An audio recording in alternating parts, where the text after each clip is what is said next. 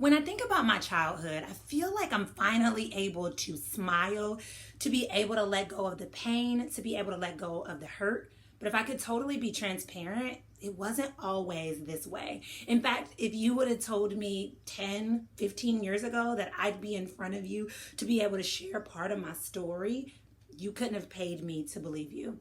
My childhood was one that was filled with a lot of rejection and a lot of trauma. And for years, it was difficult to talk about because it felt really embarrassing and it felt really painful. You see, my parents were really young when they had me. My mom was 17 and my dad was 19. And then a year later, they went on to have another child, which is my younger brother. So my mom was 18 and my dad was 20. And to be honest, they were babies, right? And so my dad is like, that's a lot of responsibility. And so he fled. So I went from the age of about 3 into the age of 21 with never seeing or hearing from my dad at all. And that really instilled that rejection that I felt a lot.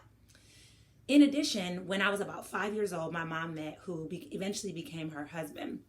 And in the beginning, things weren't awful. He just kind of was indifferent towards me. He didn't really like me or dislike me, just kind of didn't speak to me. And I think that also kind of reinforced a little bit of rejection, but I couldn't really put my finger on it.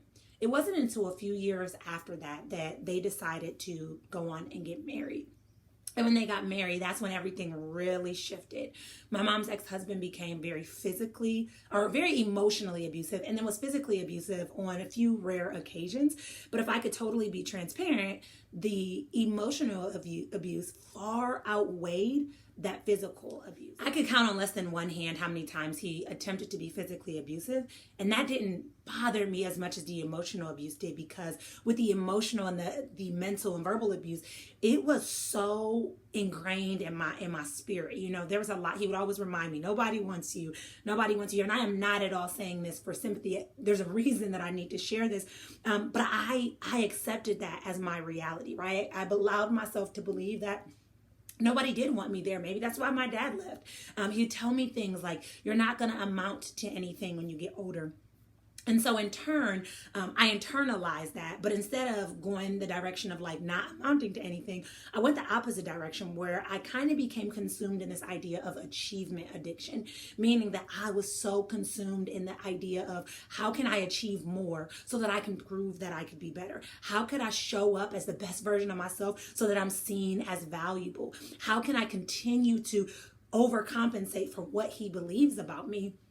And the worst part about it, because like most people are probably thinking like achievements aren't bad, but the reason it became bad is because it became unhealthy. It came to the point where I was looking to achieve that next, best thing, that next biggest accomplishment, but I wasn't ever satisfied. I'd accomplish something, really good, and then I'd move to the next thing. Like nothing ever felt good enough, because really there was so much deep-rooted pain that I had to uncover.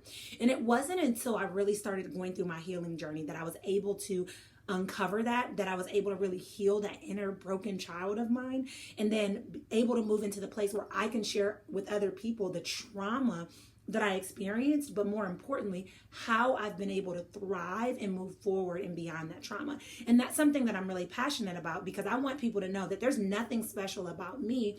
In fact, I'm just little old Dr. Nicole, but you can accomplish the same things. Like you can thrive after your trauma. It is very, very, very possible. And so today I want to share 2 really big lessons that I learned from a childhood filled with trauma. So lesson number 1 is that what people believe about you is none of your business. Now, I know that sounds cliche, and I know we hear it all the time and we're overhearing it. But when I think about the way I think about it is like, he thought and believed a lot of really negative things about me. He believed I wouldn't amount to anything. He believed that nobody loved me or nobody wanted to be around me, and believed I wouldn't, accomplish anything as I got older.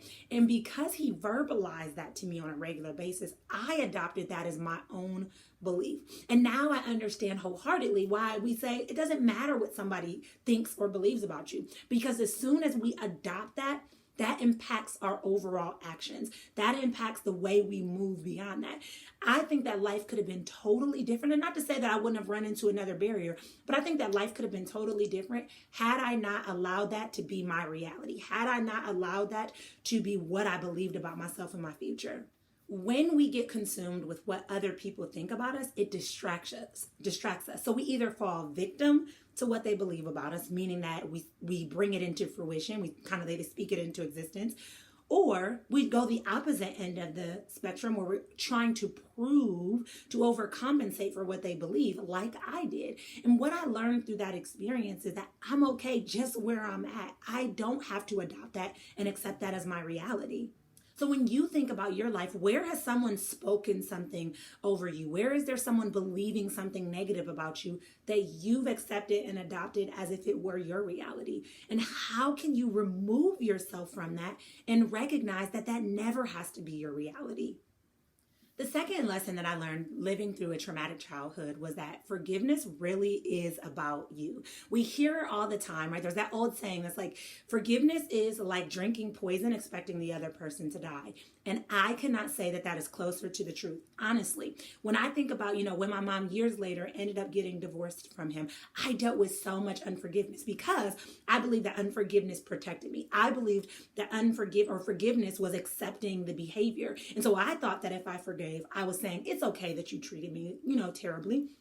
But what forgiveness really does is forgiveness frees you. Forgiveness provides you peace. Forgiveness allows you to move forward. Now, here's the catch with forgiveness. It's not a one and done. You can't tell yourself, all right, I forgive, and check it off your to-do list and move about your way. If you truly want to forgive somebody, it's something that has to be renewed and refreshed every single day. So every day I woke up and I committed to making forgiveness my priority. Now, I'm going to be very transparent. It wasn't always easy. It wasn't always fun, and it didn't always feel worth it. But now on the other side of the spectrum, the other side of the story, I understand that forgiveness was the only thing that got me through, because I was literally poisoning my own body. I was up having nightmares. I was thinking of negative thoughts. I was consumed in not being able to trust people, because I was unforgiving. And when I was able to move into that place of forgiveness, I was able to see the picture more clearly, right? I was able to see that even though it was a painful situation, all of it has been used. The Bible says God works everything together for the good of those who love him and are called according to his purpose. And so God has been able to use it all and work it into the purpose and the calling of my life. Forgiveness is not a sign of weakness. Forgiveness is not a sign of saying that you accept it or think that the behavior was okay. Forgiveness is prioritizing your peace, which is far greater than holding on to any protection mechanism or convincing yourself that you shouldn't let go. It is far greater than that. And when you commit to forgiveness, you'll realize really how much lighter you feel, how you take that weight off, and how you really do have the peace. All in all, both of these lessons have been life lessons, right? They apply to that particular childhood experience that I went through, but they're life lessons, right? Now there are people that probably believe negative things about me, but I don't care to dig deeper. I don't care to figure it out, because I don't even want to adopt that energy into my space, right? I want to believe in myself. I want to feel encouraged. I want to feel empowered. I want to be the best version of myself. So I don't even adopt that into my reality. And then there are people that are difficult to forgive, where I have to wake up every single morning and choose to prioritize forgiveness. And while years ago that would have been impossible, and years ago that would have felt overwhelming and too challenging, now I don't feel that way, because I recognize that even though it's challenging in the moment, that this temporary sacrifice of choosing to forgive, of making that forgiveness my priority, has a long-term benefit, which is ultimately what I seek. So when you think about your life, how is forgiveness showing up in your life? Are you able to forgive, or are you unforgiving?